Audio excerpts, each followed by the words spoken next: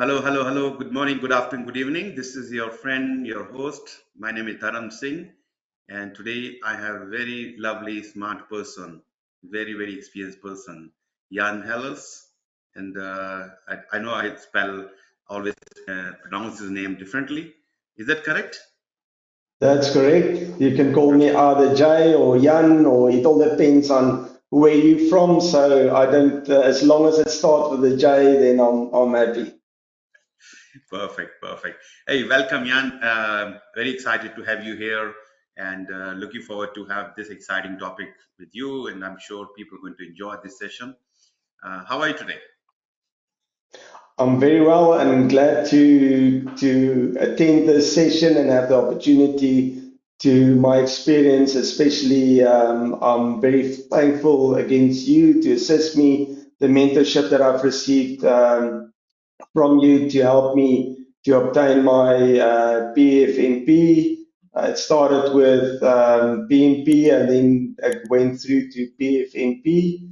And I can tell you more in terms of my journey, but I'm really thankful for all your assistance throughout this process. No worries, no worries. Thank you here, for accepting my invite because the topic is very interesting. Many people like to know about it, and we're going to get into the topic soon. But before that, let me introduce Jan. Yeah, Jan is based out of South Africa, and you have spent a lot of time in UK, London. Is that correct? That's correct. That's correct. My majority of my clients is based in Europe, UK, Europe. So I spend the majority of my time in that region.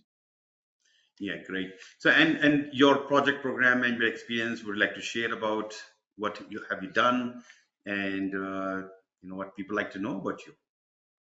Yes, I've started more than uh, 15 years back as normally as junior project manager. My background is more accounting, CPA background, starting with accounting and then from there on start managing strategic projects, especially within the IT side.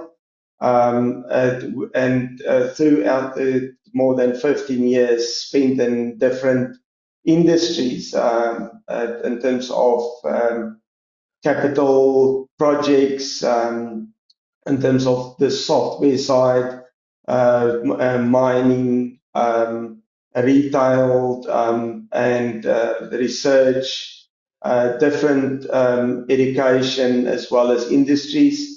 I've obtained extensive experience within the technical, more a technical portfolio project manager in terms of software areas that I normally obtain. So that's more or less my experience within the IT industry. Perfect. Thank you for sharing. And we know that you passed your PFMP exam last year, November 27th. Um, how was that experience for you?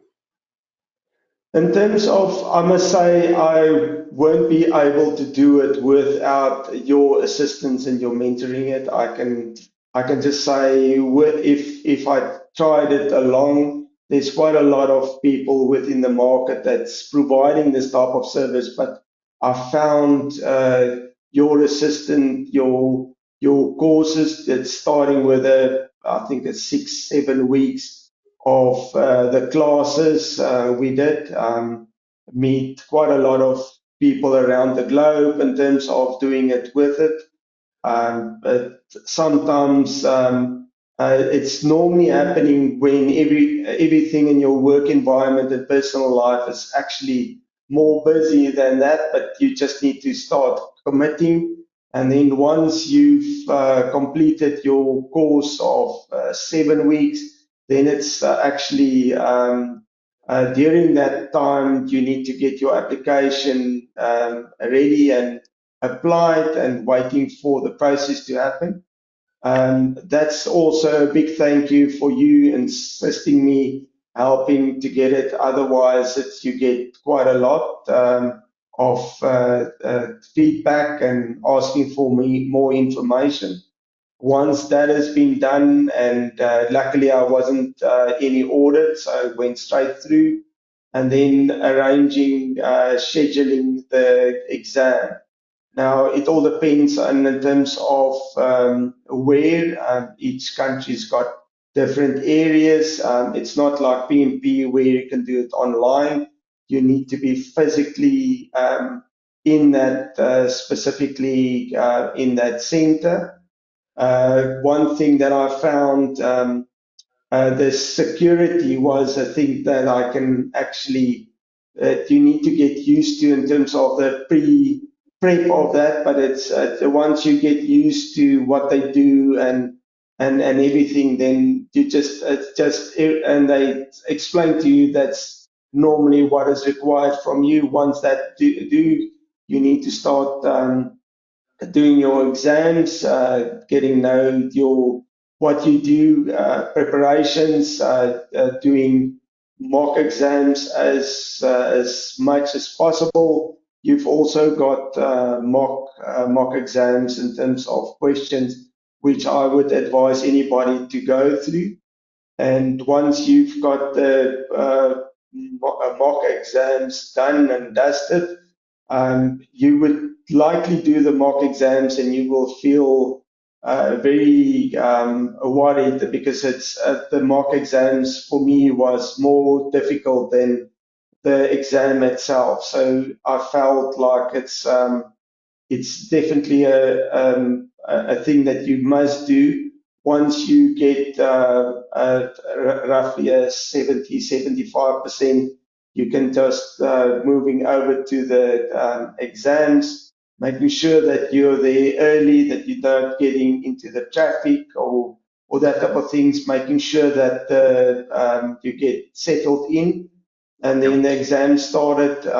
What I found within the exam, you get different PMPs, PfMP, PgMPs. Everybody is around you, and their timelines and break is totally different.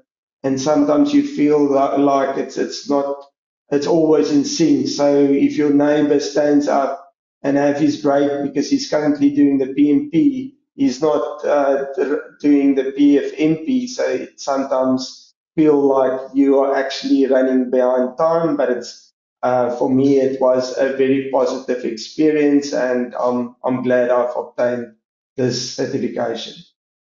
Perfect, perfect. Thanks, Jan. It's a good to see the real your experience while going through this whole process. So it's good to know this, and yeah, and I'm very proud to say that you helped me to maintain my excellent pass rate. As of now, I'm maintaining 98 plus percentage as first time pass, which I believe is high in any standard. With more and more PfMP coming out, and soon you will be PgMP. That's another space I'm maintaining with the 507 PgMPs. With and I don't say 98% there. It is a 90 plus 90 point something at the moment, which I started in 2009 and still maintaining from that time. So it's look, all you're going to get, how you're going to be passing the exam in the shortest possible time, which Jan have gone through and many other people gone through. And I can see some people in our meeting today group. There are people who gone through my program. So thank you all who have taken my guidance and mentoring to achieve your certificate. I'm here to help, and I have shared. If you can check your link chat, number of links for help you to see your how can you do PgMP, PMP, PfMP, and I have actually shared a coupon code as well in case you are joining any other program, and if you use this code, you will be able to save $100. Okay, so man, take that, and that is applied to anything more than $900. You immediately save $100 out of that, which can be useful. Anyway, so all this aside, I'd like to thank all of you to come again and again to watch my guest here. And these are professionals, they're working people. They come and share the knowledge here. and Jan has to spend a lot of time to get ready for this session. So I'm very, very, thankful to Jan to come to this point. And we have a very interesting topic, as you can see on your screen: understanding tangible value and artificial intelligence in project management. So we're going to get into this very, very soon. So are the few things I will be giving you a PDU code little later, and that will help you to gain one PDU. And you have option to ask question at any time, and I will see when the right time to ask the question. So please put the question if it is relevant to the topic at the time. I will ask the question. If it's not, I will keep it for the later. If it's and feel free to ask question to me as well, and I will answer that when the right time comes. And yeah, and if you feel like you want to talk, I think with the new GoToWebinar, I have option to give you. I mean, I'm still getting familiar to this, but if you want to talk or you want to, put yourself on the camera, we can do that as well. But as I said, I'm still learning the technology. I'm using this new way of using the GoToWebinar for the first time, and I think we'll be all right. But let's see how we go. Anyway, all this done, dusted, and once again, I'd like to appreciate all of you to be here and to listen to my guest. As I said, Jan, he's going to share his experience while working in a project program portfolio management, and he has lots of experience. And by the way, we have not talked so far. Jan is almost ready to go for his PgMP exam. Yes, he did PfMP first. Now he's going to do PgMP. Sometimes I've seen, this is not the first time. I've seen some people have done, they did PfMP, then PgMP, then PMP, then can I also do CAPM? Why not? Which Jan is not going to do, but I'm saying his journey a little bit other way around. He has gone through my PgMP mentoring program as well. He's ready. He's done the mock exams. I have a mock exam for PgMP, PMP, and PfMP. I'm sure you're going to love them. And a lot of hard work goes into those questions. Yeah, so we can talk more about. And by the way, if you want to talk to me to discuss separately in a 15-minute conversation, you can book my time by doing www.talktodharam.com. Very easy, talktodharam.com. It's easy to remember now. Anyway, all then done, and let me start my questions. Jan, the topic is very interesting. Let me ask the question first. Okay, now we're talking about what is tangible value in project management. Over to you. Okay, so I think the first thing is to understand what tangible value first mean is. So what is tangible value? Tangible value is the actual benefit or result that the project provides to stakeholders and organizations that are concrete and measurable. Then the next question, what I normally is the what, how, why, is how tangible value is created, is increase in revenue, reduction in cost or cost savings, improve efficiencies, and creating higher product quality. The next question would be, why is tangible value needed? It's a process to clear a clear basis for evaluating project success and justifying investment. Tangible value align project outcome through stakeholder meeting stakeholder needs and maximize efficiency and optimize resource utilization. Okay. Perfect. And why only tangible? Why not intangible? Because it creates specific value for the for your stakeholder. So untangible values is very difficult to define. I would say that you can only go for tangible values. Untangible values is the add-ons, but it's very difficult to realize untangible values and specify them upfront. Yeah. I mean, just to complete that, tangible, intangible, both are important. Sometimes we can measure them, sometimes not easy to measure. So let's say if you have to do some brand improvement, you know, if you can you measure it? Probably not easily, but you need to think about indirect measurement and calculation so that we can achieve the intangible value as well for the organization. Okay. Sure. Yeah. Next question is, why do you need tangible value in project management? So I think the first thing is why you need it is measure. It is a measurable outcome showing the project success. Provides a clear and a measurable outcome that demonstrates the success of a project, making Yeah. it easier to assess performance and progress. And projects are deemed successful when they deliver tangible results that meet or exceed stakeholder expectations. By example, it demonstrates a return on investment. It aligned with if it aligns with organization goals and in enhancing organization competitiveness. One other point is resource tangible values in terms of the importance. It's resource optimization and allocation. It focusing on the value helps in effective, efficient allocation and use of resources, ensuring that investment yield the best possible returns. This helps in prioritizing projects that offer the highest measurable benefit. The other importance is stakeholder confidence and satisfaction. And that's also one of the things that we're more going to focus on, stakeholder engagement and stakeholder management, delivering tangible value, ensuring that the stakeholders receive concrete benefit, which enhance the satisfaction and trust in the project team. It builds trust with stakeholders by demonstrating clear, quantifiable benefit. The next one is risk management, mitigate risk and uncertainty by emphasizing tangible value.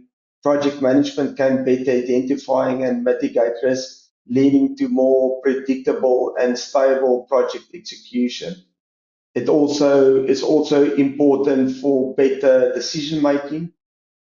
Clear, tangible results support informed decision making and allowing managers to adjust the strategies and actions based on real world outcome. It drives continuous importance, and then also in terms of it ensuring accountability and transparency. It provides a basis for accountability and ensuring that the project team are responsible for delivering specific quantifiable benefits. Yeah. So we got the point, like how important the tangible benefits, because we can measure them. So for example, if you're increasing the company's profit or margins, you can see the calculation easily on the spreadsheets or maybe on the bank account. So they can use, you can easily measure them. And when you talk to your stakeholders, that give them perspective. Okay, yep, we plan to achieve this much of numbers. Number of customer, for example, we plan to achieve million customer. We already achieved 200,000 and only 800,000 to go. So that's the confidence factor goes up. If you just talk, oh, we are improving our website, yeah, people get that, and it's not easy for them, many people, to see that. But yes, by showing the concrete number, the improvement, the tangible benefit, tangible value, all helps you to communicate with the stakeholder in a more effective way. So I guess the point you covered, risk management is very useful, helping the decision making, because now you can see the concrete numbers and you can make the decision accordingly. Yeah, perfect. Yes. All right, guys. If you have any questions at any time, please put it on. Yeah, moving to next topic. What are the strategies for achieving tangible values? So I think if I can start with a clear defined objective, defining specific measurable goals that align with the overall project vision, success criteria, KPIs aligned to the organization goals and stakeholder expectation. I think that's one of the main important things, ensuring project objectives and outcome align with broader organization strategy. The other one is strategies for focusing on delivering value. I think Yeah. it's also very important, prioritize activities and deliverables that creates tangible value for stakeholders. The question sometimes you get, why do I do this? You need to know why you do this specifically. Then the one that we're going to focus more into is stakeholder engagement. Actively involve stakeholders throughout the project life cycle to ensure their needs and expectations are met, fostering open communication, collaboration, and align among stakeholders to ensure project deliverables meet their needs and creating value. Uh, the next one is optimize resource allocation, maximize the value creation. Sometimes your budget of your resources is one of the biggest portion of your expenses, and making sure that there is no minimum waste. Optimize the use of resources, including time, budget, personnel to maximize efficiency and impact. One of the things, especially within IT projects, is implement agile and iterative approaches, deliver value incremental, not a big bang, do it throughout the process, that and adapt flexible and adaptive project management approach that can quickly respond to change and new information. Otherwise, you're going to restart all the things. And then proactive risk management, define KPIs, matrix to measure progress, identify potential risk early, develop mitigation plans to minimize the impact on project outcome, and then monitoring and measuring performance.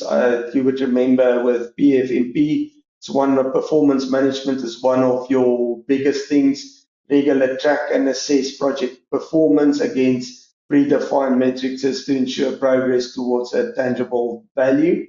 So you measure each time like realization of benefit, you measure it with your tangible values all the time. And then continuous improvement. It's an ongoing process. Incorporate feedback loops, implement continuous improvement initiatives, and lessons learned to refine processes and enhance future project performance. Then benefit realization management, translate project deliverables into tangible benefits and outcome. And I think it's one of the biggest things that you measure in terms of the three things, in terms of benefit, cost reduction, and automation of the whole process. And then the last is with strategies is with effective communication, maintain an open and transparent communication channels to ensure all team members and stakeholders are informed and aligned. Perfect, perfect, Okay. perfect. So lot of work goes into defining the tangible values and then achieving them.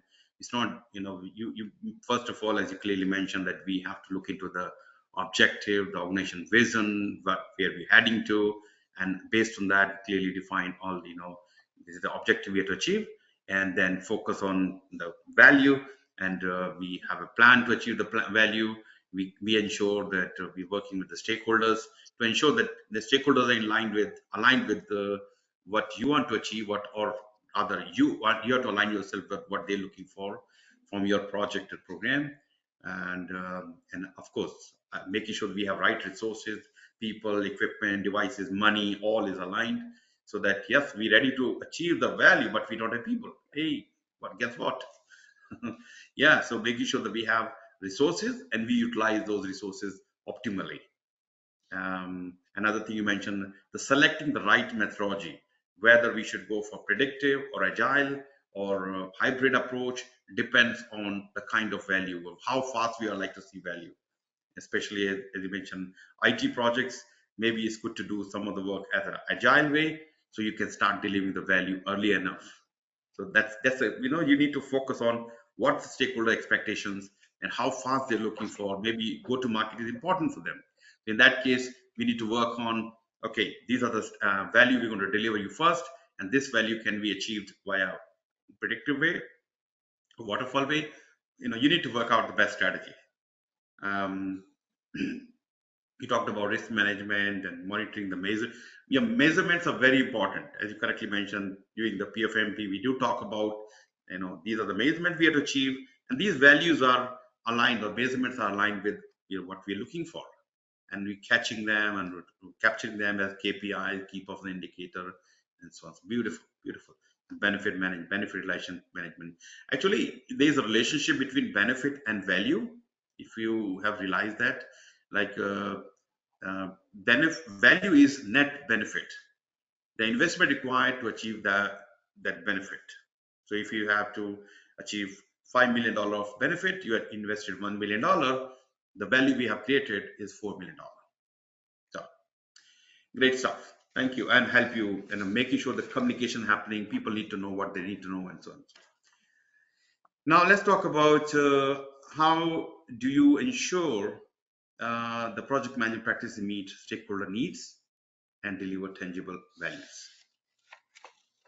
So aligning the practices with stakeholder alignment is, I think the first thing is you start with conducting a stakeholder analysis, identify all parties. I think that's one of the biggest things, is that you need to identify all parties involved in the project and understand their interests, needs, expectation, concerns, and influence levels. I think we'll go into, when we start with AI, you'll start seeing there's quite a lot of influence level is actually key in this whole thing. The second point is engaging stakeholders, establish open communication lines, seek input on key decisions, and involve stakeholders in relevant project activities. Create a clear communication. Yes? Sorry, and just a quick question on conducting stakeholder analysis. And you said utilizing AI, artificial intelligence, in analyzing the stakeholder. So how do you, sorry to ask this question, but how do you use AI for stakeholder analysis?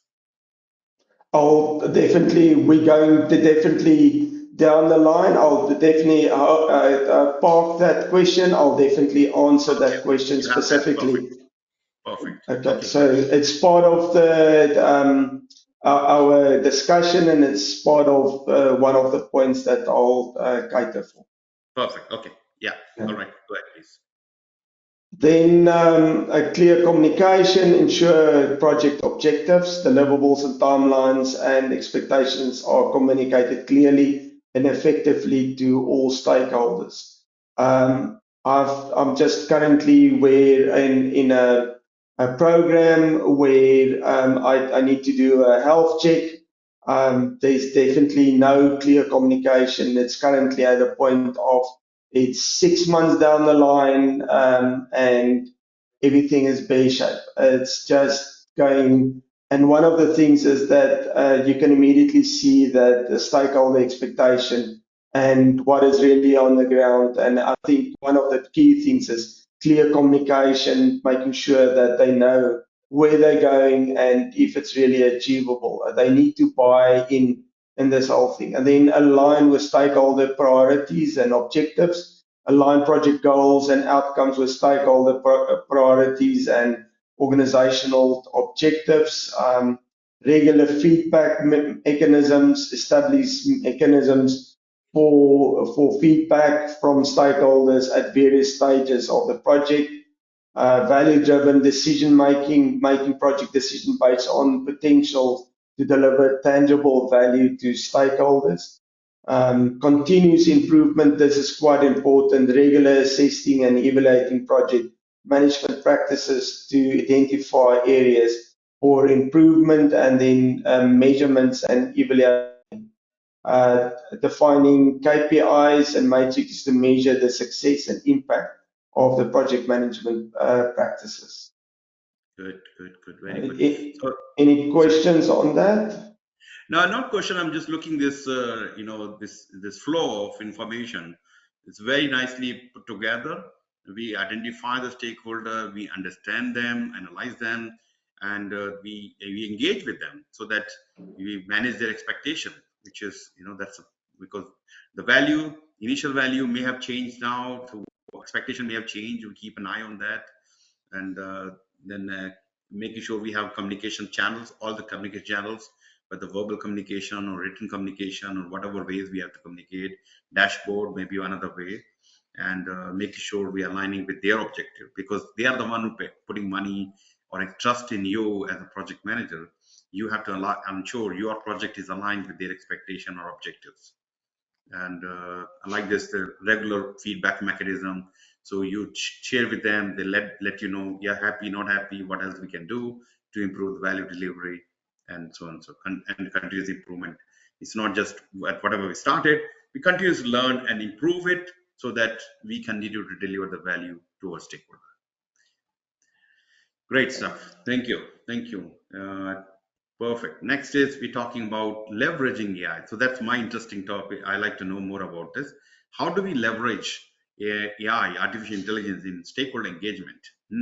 We all know about ChatGPT. We all know about artificial intelligence now, and how it's going to help us to build our confidence with our stakeholder. And yep, I'm looking forward to that.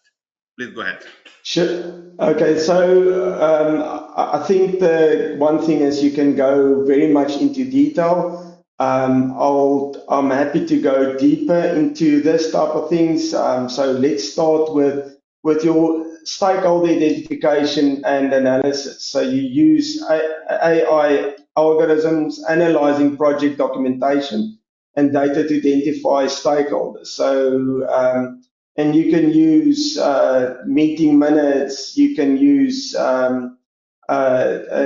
polls and all that type of things. We'll go more into that. For stakeholder identification, you first start with data preparation, and then step 2, text processing, text cleaning, remove unnecessary characters, stop words, and that type of words, take it out.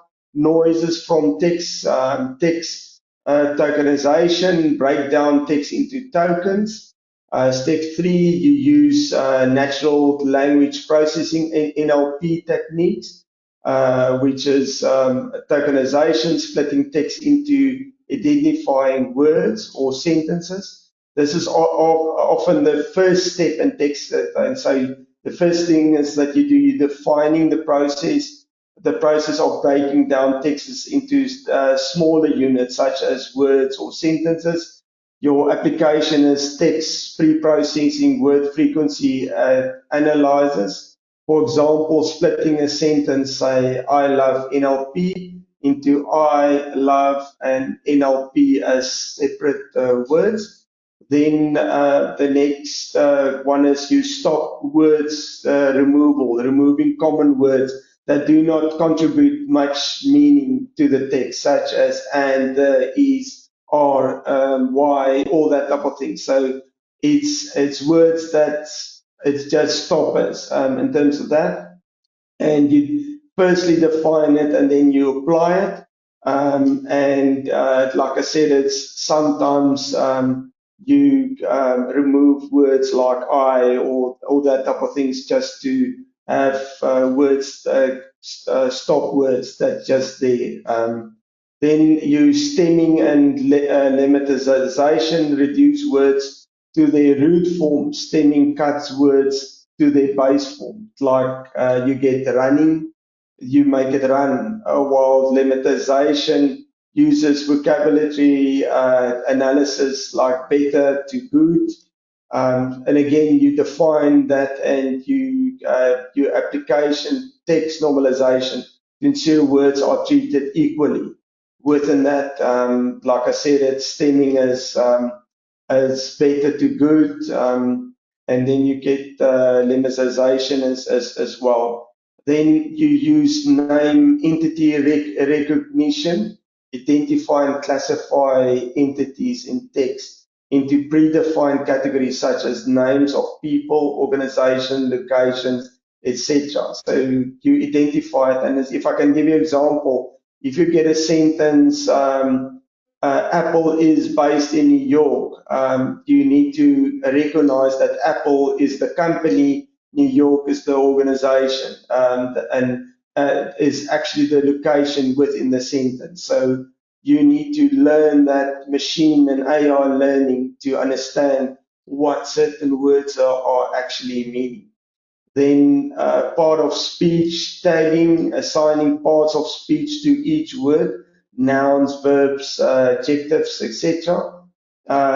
So say for instance, I love NLP, as I is, you tag it as PRP, love as VBP, and NLP as NN, just for recognizing tags specifically for that. Then you create sentiment analysis, determine the sentiment expressed in the feedback by positive, negative, or neutral. So that's I love this project is a positive sentiment. So you get the words or all that, and then you get a dependency parsing, identify the dependencies between words, like identifying love as the main verb and NLP as the object in I love in NLP. And then you've got your topic modeling, and you've got your text classification, and then your machine translation of everything, and your text summarization, and then your word embedding, and then you start with name entity recognition, which is to identify classifying entities in text, such as names of people, organizations, locations. This can help identifying potential stakeholders and key extractions. Then you move over to step 4, stakeholder identification, relations, extractions, analyze the relationship between identified entities, start understand their roles and interaction. And then you also, with an identification, you've got sentiment analysis, determine the sentiment or tone associated with different entities to understand their stance or influence. Step 5 is data visualization. Your network to create a visualization like graphs to map out the relationship between stakeholders. Step 6 is modeling training. If it's applicable, you need to learn that machine learning models as to do it again and again and train that model to automatically identify and classify stakeholders based on patterns observed in data. Then you move over to sentiment analysis to use NLP techniques to gauge stakeholder communication and feedback to identify potential concerns. And then again, you move to data collection, data processing, sentiment analysis, keyword extraction, topic modeling, and name entity recognition and visualization and reporting. I'll go more into detail more in terms of stakeholder and engagement analysis.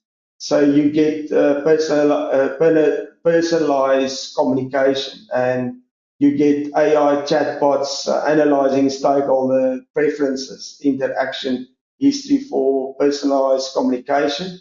This approach leverage NLP techniques to gain insight from textual data in enabling the chatbot to deliver more relevant, personalized responses based on stakeholders' past interaction and express preferences.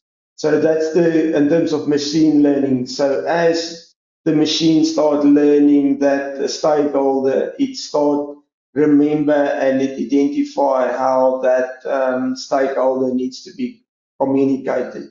Then the next one is predictive analysis for stakeholder engagement. analyzing historic data to predict the future stakeholder behavior. So that's also quite nice in terms of determining where that stakeholder is really going to. You can, by his past dealings with historic projects, you can determine how he's going to engage. So you get somebody that's in the beginning not engaging too much, and then subtracting towards the end. So you can immediately see, and with that model classification, you can use models like logistic regression, decision trees, random forest, GBM. There's quite a lot of models. You get regression modeling, linear regression, ridge and lasso regression, decision tree regression, random forest regression. So there's quite a lot of time series modeling, which there's clustering modeling, which you can go into. And then step 5, you do modeling training, modeling evaluation, and predicting. Use that trained model to predict future stakeholder behavior. Then you get automating reports and dashboards, so you can tools to generate stakeholder reports and dashboards specifically for specific stakeholders and influencers. Another one is risk identification and mitigation. You can tools assess potential risk and the impact on project objectives. I think that's one of the main things that it's going to stakeholder management and risk identification mitigation. I think that's one of the biggest things that you can going to changes that's going to happen in the future. And then stakeholder engagement analysis. You can have a matrix evaluating communication strategy. So if I can go more to in detail, if you step 1 is data collection. You collect all the data from various sources, and this is email, social media, surveys, web analysis, CRM systems that you can use in terms of CRM systems is in active histories, purchase histories, service requests, website analysis. You can look at page views, time spent on pages, bounce rates, surveys, scores, complexity, and you can go through that. Then you can data pre-processing by cleaning it up, and then you can engage matrix definitions, define engagement matrix that's relevant to your analysis. So like email engagement, open rates, click-through rates, response rate, or social media engagement like likes, shares, comments, retweets, mentions, survey engagement, feedback scores, surveys, completion rates, and website engagements that you can go through. Step 5, you can feature extractions, extract features that can help evaluating communication strategies. This can include combining multiple matrices to create new features. You can, step 5, modeling selection. Choose appropriate AI and machine learning models for analyzing engagement matrices, like sentiment analysis model for analyzing text data, for surveys, emails, and social medias, clustering models for segmenting stakeholders based on engagement patterns. So you can, there's always a pattern in terms of stakeholder, how they engage with you. Regression models for predicting future engagement based on past data. There's a lot of big data which you can then determine everybody's future engagement in terms of that. So you can immediately know how to work, and you can classify classification models, stakeholders into different engagement levels, and then Step 6, analyzing insights, using AI models to analyze engagement data and generic insight. Use sentiment analysis, analyze sentiment of stakeholder feedback, and comment to understand their feelings and opinions. And then you can also use clustering, segment stakeholders in different groups based on engagement patterns. And then step 7, strategy evaluation, optimizing, evaluating current communication strategies based on insight and optimize them for a better engagement. So that's that. And then the last point is NLP, or natural language processing, for stakeholder feedback. Is also extract insight and actionable recommendations throughout all the steps in terms of collecting stakeholder feedback, pre-processing text data, applying NLP techniques, extract insight, visualization, and report findings. And you can do it through your project management systems, or you can do it as with add-ons. With this is normally being done either by Python or that type of things. If you don't know Python, that's a thing that's eventually will be built into project management tools to extract this data throughout the company in terms of to determine how you can actually your stakeholder engagement. What is their potential future engagement going to be? They normally trend certain things, and levels of projects is sometimes very the engagement is in terms of which phase you're actually with, either with your project or program or within your portfolio in terms of that specific engagement. But you can, all the AI tools currently exist to have this, and once that's also one of the services that you can actually build, as if you within project management services, to build it upfront and just point it within that specific company services to engage and to determine stakeholder engagement.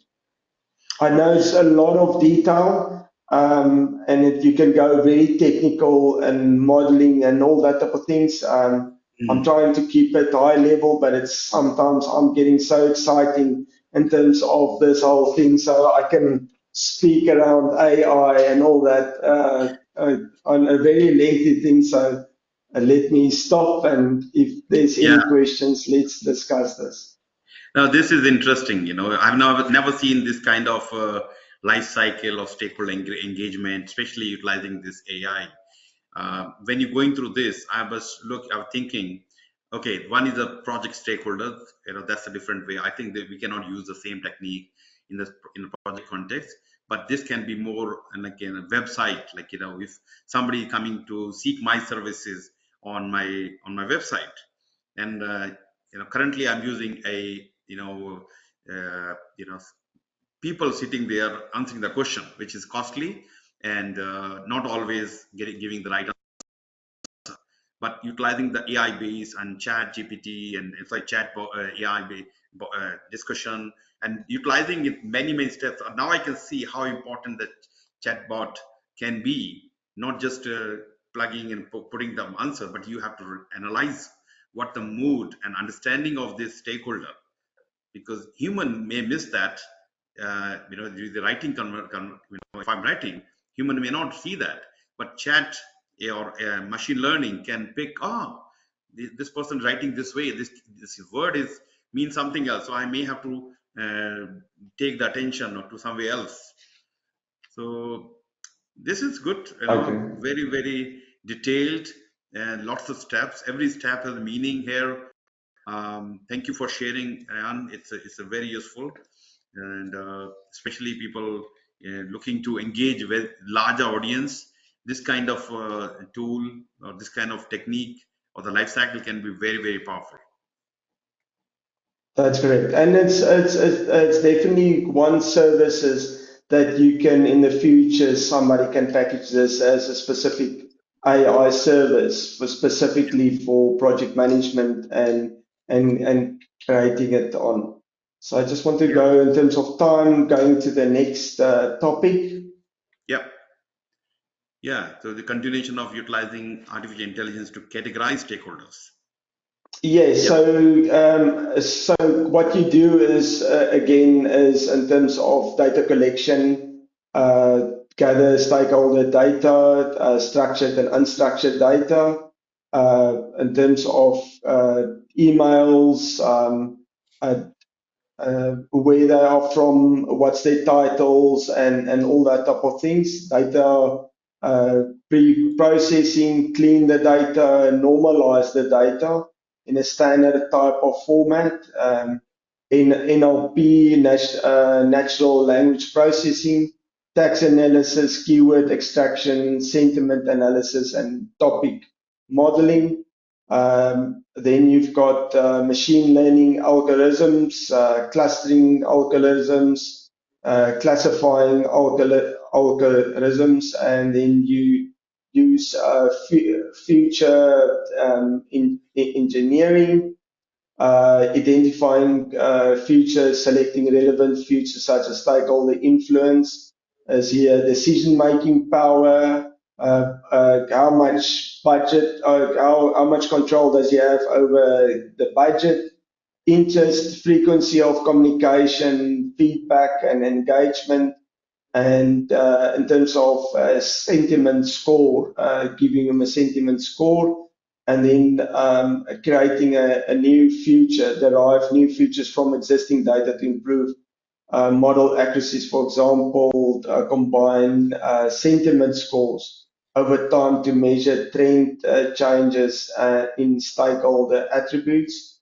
Then with modeling, training, and evaluation, train the model, evaluating the model, and then categorize an insight, categorize stakeholder, use the trained model to categorize the stakeholder into groups such as high influence, high interest, high influence, low interest, low influence, high interest, and low influence, low interest. So you've got a few categories that you can categorize it and then generate insight, analyze the category groups to derive actionable insight, identify key stakeholders who require more engagement, those who needs to be informed regularly, and those who can be managed with minimal effort, and then continuous monitoring and improvement, monitoring change and feedback loops in terms of making sure and see if you can always make it better. So that's in terms of AI. So you can help in terms of how you engage with them, and you can also help to categorize them in terms of the groups of and how you're going to report to that specific group. So say for instance it's low influence, but you always want to know how it is, then it's a much more high level in terms of the project is in green or in orange, but it all depends on what that group specific to a company, what type of information that person would be. If it's high influence, it's more the detail that you would need to know. Great. Okay. Great. All right, Jan. Okay. Stakeholder engagement or management in the complex IT project. Okay, so one of the biggest things, building strong relationship and maintaining transparency are key to manage stakeholders' expectation and achieve project objectives. Inadequate stakeholder management is one of the biggest contribution to failure of IT project implementations. And the involvement of them and management, manage expectations, that type of things. And it tend to be one of the main reasons. So I think, and the steps to manage stakeholders in complex IT is first by identifying stakeholders, creating a stakeholder list. I think that's the most important, that being agreed by all that this is a complete list, and then categorize this stakeholders based on their influence and interest in the project. And common categories include primary direct involvement, secondary is indirect affected, and key stakeholders high influence. And second step is analyze the stakeholders, assess influence and interest, use that matrix to assess each stakeholder level of influence and interest in the project. This helps to prioritize stakeholder management efforts, understand their needs and expectations, gather information on stakeholder needs and expectations, and potential concern through interviews and surveys and workshops. Then develop a stakeholder management plan, define engagement strategies, develop tailored engagement strategies for different stakeholder groups based on the influence, interest, and needs. And strategies may include regular meetings, progress reports, newsletters, and one-on-one discussions. I think it will depend on which group. Set communication objectives, establish clear communication objectives to ensure stakeholders are informed, involved, and supportive throughout the project lifecycle, and assign responsibilities, designate team members responsible for managed relationships with specific stakeholders to ensure consistent and effective communication. Step 5, communicate effectively, create a communication plan. It's one of the steps that you need to do is a proper communication plan, outlining the method, frequency, channels of communication for each stakeholder. Use appropriate channel, choose the most suitable communication channel for each stakeholder, such as email, meetings, video conference, project management tools like dashboards, and all that type of things. Ensure transparency. Maintain transparency by providing regular updates on project progress, milestones, risk, and changes. Engage involve stakeholders early in the process. Engage stakeholders in the project to gather their input, address concerns, and build trust. Conduct regular meetings with the stakeholders to discuss project progress and gather feedback and make collaborative decisions, and foster a collaborative among stakeholders through workshops, brainstorm sessions, and tools that's available within your company. Then step 6, monitor and manage expectations, set realistic expectations. Clear communication, communicate project scope, objectives, timelines, constraints to manage stakeholder expectations, address concerns promptly. That's one of the things that so many stakeholders said, but you don't even respond to my either email or message or that type of things, or you take too long. Actively listen to stakeholder concern and address them promptly to prevent misunderstanding and conflict, and then adjust the plan as needed. Point 7, manage stakeholder relationship, build trust. I think that's the your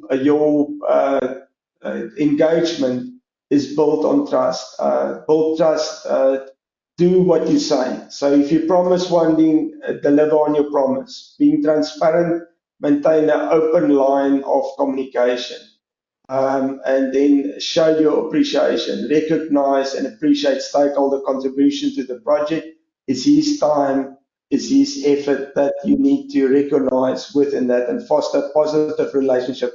Encourage contribution support. Handling conflict, facing conflict and disagreement professionally and constructively to maintain positive working environment. So I think that's project management, portfolio management. Managing conflict is day to day that you need to manage, and then use technology and tools like project management tools stakeholder management software and data analyzing tools, and then you measure and evaluate on a regular basis and track engagement matrices and see if you got success, and then conduct a survey in terms of and then review and improve on a regular basis.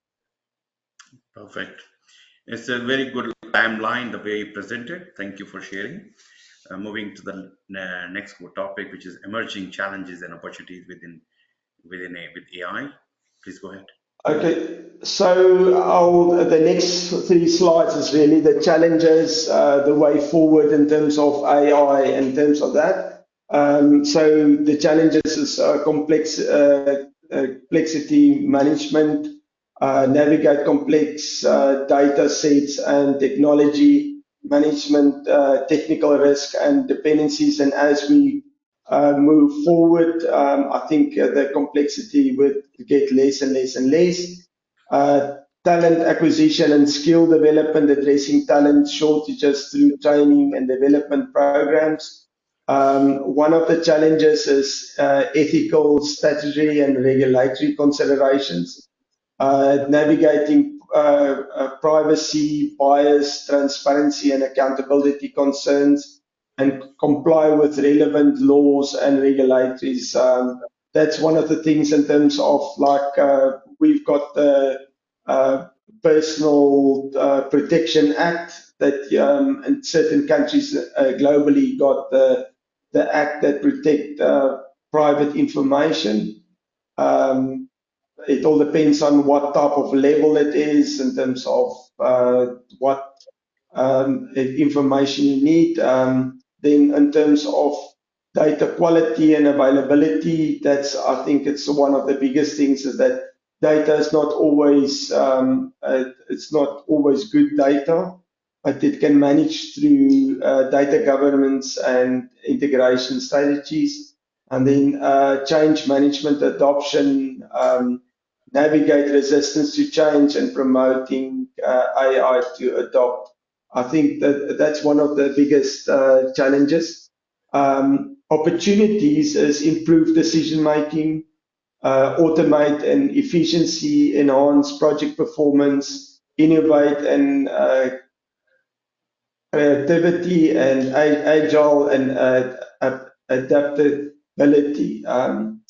I just want to, in terms of summary, is that tangible value is crucial for project success, and aligning stakeholders' expectation is key. And AI offers significant advantage and challenges in managing complex projects. The future outlook, continued involved AI,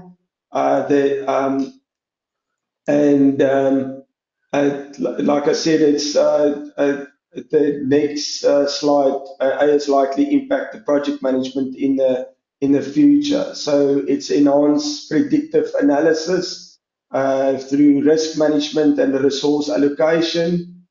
With risk management, will improve with risk predictions and mitigating strategies by analyzing historic data and identify potential risks before it occur. Resources, it would predict resources needed and availability, and leading to more efficient project evaluation. And then you also get your advanced automation, routine tasks and workflow automation will happen more quicker, and it will be automated. So I think one of the AI that would take first out is your routine task. That would take it immediately. It would definitely improve decision making, data driven insight and scenarios. You would be able to do scenarios in terms of, if you do this or let project B slip, what is the impact in terms of scenario analysis. You would enhance communication and collaboration with chatbots and virtual assistants. One of the biggest things and specific with global ones is language translation.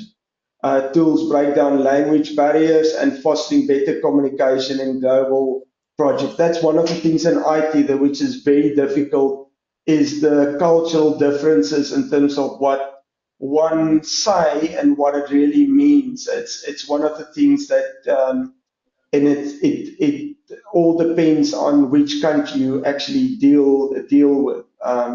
Then, in terms of personalized stakeholder engagement, sentiment analysis, which we discussed in detail, behavior predictions, I think that will become more and more to determine when a stakeholder is actually read. That you need to make sure that you to speak to that through it's going through emails and messagings and all that type of things that immediately identify stakeholder that you have to engage with this one, otherwise it's going to become a problem.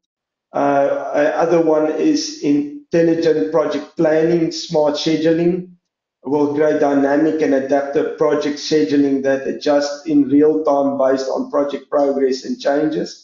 Milestone predictions. If you take this resources with this type of things, it likelihood that the project will be run into amber or it would slip. It would early warning of potential delays.